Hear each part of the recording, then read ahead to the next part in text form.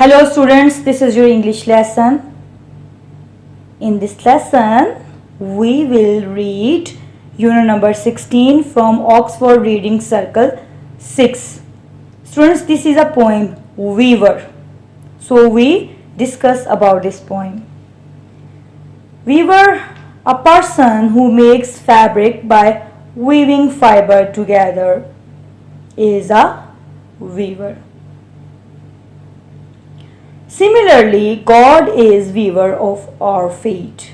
There is a strong relationship between man and God, the weaver.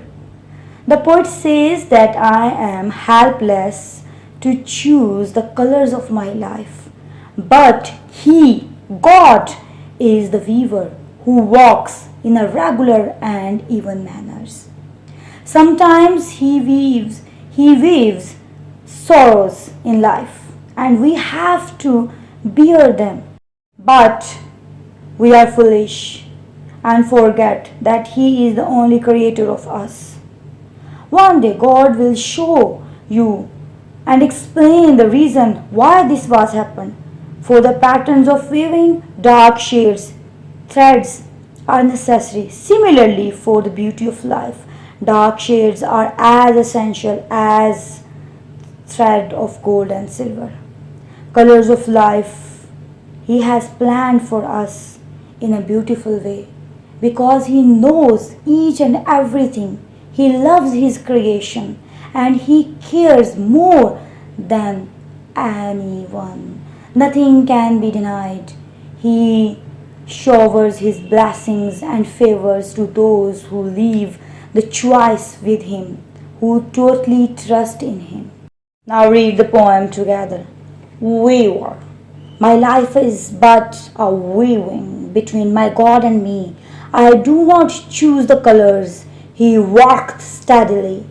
Oft times He weaved through, and I in foolish pride forget.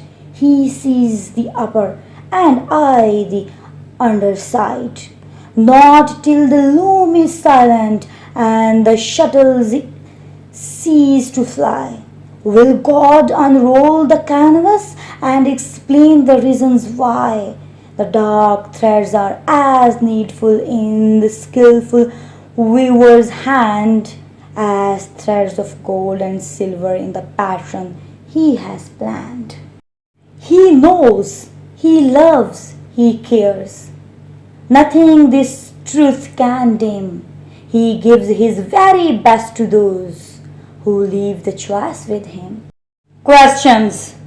1. Who is the designer of the poet's life and how does he design this life? Answer. God designs the poet's life as a combination of good and bad. 2. In what way is God's view of the poet's life more balanced than his own view of life? Answer. God sees the complete picture. He realizes the significance of both the positive and the negative, whereas the poet has only limited vision. 3. How does the poet explain why he feels sorrow as well as happiness?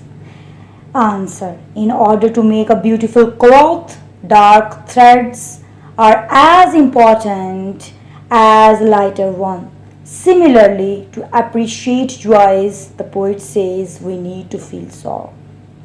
4. What does the poet compare happiness and sorrow to in terms of a woven piece of cloth? Answer. Happiness, gold and silver threads, sorrow, dark fibers. 5. Do you agree with the poet when he says He gives His very best to those who leave the choice with Him? Give reasons for your answer. Answer. Yes, I agree with the poet because God is all powerful and all knowing. When people leave the choice with Him, they understand that God truly knows what is good for them. This pleases God and He rewards the people for with His blessings. 6. In your view, what might make up the dark threads and the gold or silver threads in the life of a person? Write your answer in detail. Answer. The dark threads can represent loss of a loved one, failing at a test, losing a friend, not winning a prize, and so on. The gold and silver threads can mean winning a prize, getting the highest grades, having a big house or car, and being wealthy. B. Reference to context. Read these lines from the poem and then answer the questions. Not till the loom is silent and the shuttles cease to fly will God unroll the canvas and explain the reasons why. 1. What does the poet say about the loom prior to this? Answer. God works on steadily. 2. What is the poet trying to say in these lines? Answer. That everything has a purpose, a reason, which we may realize only much later, and we should therefore leave our fate in God's hands. 3. According to the poet, what makes up this canvas and what are these compared to in the life of a human? Answer. Dark and light threads, joys as well as sorrows.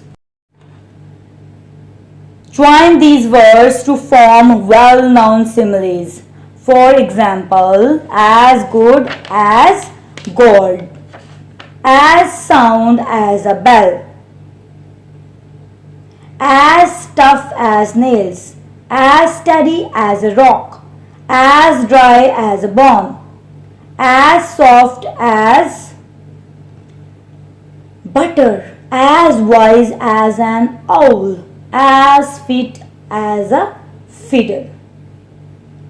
2. Join these words to form well-known similes.